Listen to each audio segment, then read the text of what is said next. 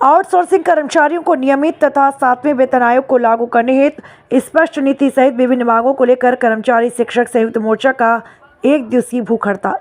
लखनऊ में आउटसोर्सिंग कर्मचारियों के नियमित करने तथा 7वें वेतन आयोग को लागू करने सहित विभिन्न मांगों को लेकर आज राजधानी के केडी सिंह बाबू स्टेडियम मेट्रो स्टेशन के निकट जिलाधिकारी आवास के सामने कर्मचारी शिक्षक संयुक्त मोर्चा के बैनर तले 1 दिवसीय चेतावनी आमरण अनशन शुरू किया गया, जिसमें लखनऊ नगर निगम कर्मचारी संघ सहित विभिन्न सरकारी कर्मचारी संघों तथा शिक्षक संघों ने सहभागिता की।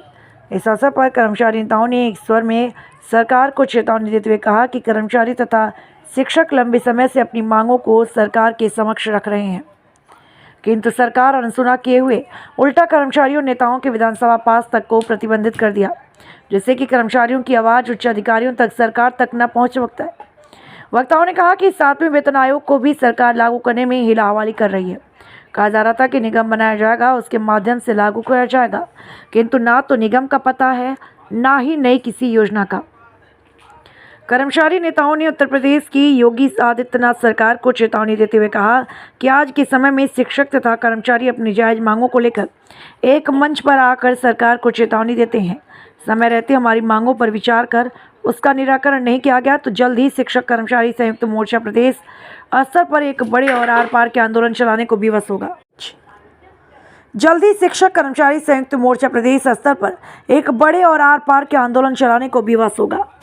सरकार 8 वर्ष से राज्य में है और इन्होंने शिक्षकों की मांगों पर एक बार भी औपचारिक बैठक नहीं की और कोई फैसला नहीं किया। जब वो नहीं करते हैं तो मुख्य सचिव नहीं करते, जो नीचे के अधिकारी नहीं करते। तो आज मुख्यमंत्री जी का भी बयान लगा था, आप लोगों ने दिया था कि संवाद होना चाहिए, लेकिन संवाद जब खुद नहीं कर रहे हैं तो दूसरे क्या करेंगे। कर्मचारी संगठनों से, कर्मचारी शिक्षक संघ मोर्चे से जो संवाद है वो बंद पड़ा। यहाँ तक हो गया है कि संगठनों के पदाधिकारियों के सचिवालय में प्रवेश भी वर्जित कर दिए गए और उनके पास नहीं बन रहे, उनकी कैसे बड़ी मामलों की पैरवी करें। तो ये हालात है, इससे प्रदेश का कर्मचारी आक्रोशित है और वो आंदोलन शुरू कर रहा है। और पिछले बार जब आंदोलन किया था तो इनको लोकसभा में बहुमत नहीं मिला था, वो कैसे भी नहीं मिला। हम बार बार कह रहे हैं कि कर्मचारियों के दफ्तर को आउटसोर्स के लाखों कर्मचारी जो है वो पूरे देश में हर जगह बेचारे भुखमरी के आधार पर है। 6,000 रुपये पाते हैं, वो अपना पेट नहीं भर सकते, बच्चों क्या करेंगे। जो मिडिल क्लास का कर्मचारी है वो आज उसका परेशान है आर्थिक रूप से, जो कर्जे में लगा हुआ है, क्योंकि उसके बच्चों की पढ़ाई लिखाई, खाने पीने का महंगाई का हर चीज़ महंगी है। तो महंगाई है, गाड़ी चलाता, बाइक चलाता है, तो हर मजदूरी जो काम करते हैं वो हर कर्मचारी कर्जे से लगा हुआ है और सरकार उनकी ध्यान रखती। भारत सरकार ने हमारे साथ बातचीत पर दिल्ली में 8वां वेतन आयोग घोषित कर दिया, लेकिन 8वें वेतन आयोग का अध्यक्ष नहीं घोषित हुआ। जब ये के 26 को रिपोर्ट लागू करनी है तो कैसे लागू नहीं, जब अध्यक्ष नहीं बना भी उसकी रिपोर्ट करनी। इस तरह से आउटसोर्स के कर्मचारी जो सरकारी कर्मचारी हैं और पब्लिक सेक्टर के कर्मचारी हैं, रोडवेज के कर्मचारी हैं, स्थानीय निकाय कर्मचारी हैं, सबके मामले कैडर पुनर्गठन का मामला रखा हुआ है। बहुत जगह जो बातें अभी मुख्य सचिव से हम लोगों की बहुत कर्मचारी शिक्षण चाहिए थे, 18 नवंबर की बैठक हुई, उसमें उन्होंने बहुत फैसले किए थे और वो फैसले उसका कार्यवृत्ति ही नहीं जारी हुआ, वो लागू कहाँ से होगी विभाग में।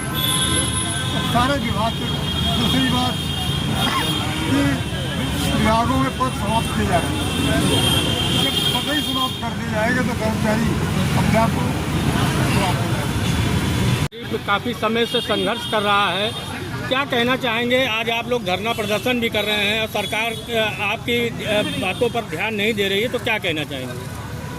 कर्मचारी शिक्षक संयुक्त मोर्चा के बैनर तले आज प्रदेश की सरकार से हम ये सत्याग्रह शांतिपूर्ण कार्यक्रम के माध्यम से उनका ध्यान आकर्षण कर रहे हैं कि जो कर्मचारी शिक्षक संयुक्त मोर्चा एक लंबे समय से विभिन्न मांग पत्रों के द्वारा कर्मचारियों की समस्याओं का निराकरण कराए जाने का अनुरोध उत्तर प्रदेश के मुखिया से करता चला आ रहा है, और जिस प्रकार से उत्तर प्रदेश की सरकार द्वारा कर्मचारियों की मांगों को अनदेखी किया जा रहा है, आज एक दिवसीय सांकेतिक कार्यक्रम के द्वारा सरकार को यह चेतावनी दी जा रही है स्पष्ट रूप से कि अगर अब भी आप नहीं चेते तो आने वाले समय में पूरे प्रदेश का कर्मचारी और शिक्षक एक मंच पर आकर के एक लामबंद होकर के आपके विरुद्ध सीधा संघर्ष की घोषणा करेगा, जिसको झेल पाना शायद उत्तर प्रदेश की सरकार के बस की बात नहीं होगी।